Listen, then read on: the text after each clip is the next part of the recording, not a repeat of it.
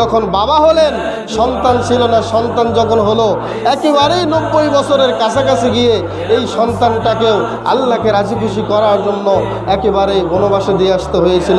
ঘটনা আপনাদের জানা আছে না?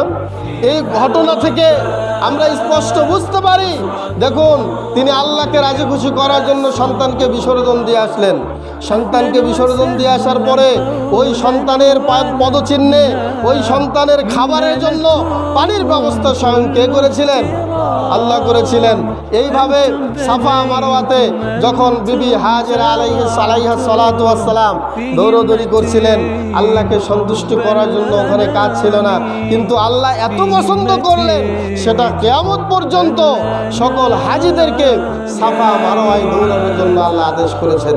বলেন সুবহানাল্লাহ। আল্লাহ রাব্বুল আলামিন বলেছেন, ইন্নাস সাফা ওয়াল মারওয়াতা মিন শাআইরিল্লাহ। আল্লাহু আকবার। নিশ্চয়ই সাফা এবং মারওয়া এটা আল্লাহ রাব্বুল আলামিনের নিদর্শনের মধ্য থেকে বড় নিদর্শন। সম্মানিত উপস্থিতি, আমি আপনাদেরকে যে বিষয়টি বোঝাতে চাচ্ছিলাম সেটি হলো, জীবনে ইব্রাহিম আলাইহিস সালাতু ওয়াস সালাম যত কাজ করেছেন কাকে সন্তুষ্ট করার জন্য করেছেন? আল্লাহকে। আগুনে নিক্ষেপ হওয়া, তাওহীদের দাওয়াত দেওয়া, এরপরে বিবি এবং সন্তানকে বনবাসে দিয়ে আসা, এরপরে হজ্জের এলান দেওয়া, এরপরে ছেলেকে জবে করা।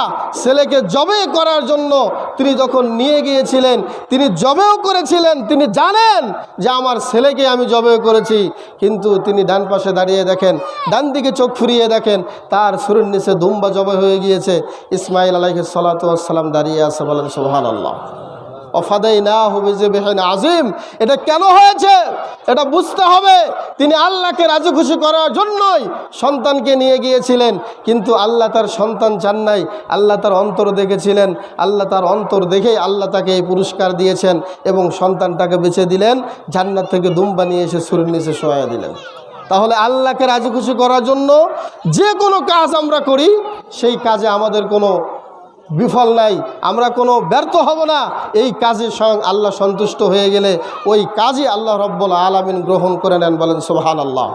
এই জন্য আল্লাহ রাব্বুল আলামিন সূরাতুল হজ্জের মধ্যে বলেছেন, লা ইয়ানালাল্লাহু লুহুমুহা ওয়ালা দিমাউহা ওয়ালাকিন ইয়ানালুহুত তাকওয়া মিনকুম।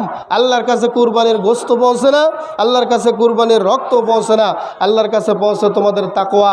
কার অন্তর, কার মনটা কেমন তাকওয়াশীল, কেমন আল্লাহওয়ালা, আল্লাহ ভীতি কার অন্তরে কেমন আছে, এটাই আল্লাহ পছন্দ করেন আর এটাই আল্লাহ দেখেন। বলেন সুবহানাল্লাহ।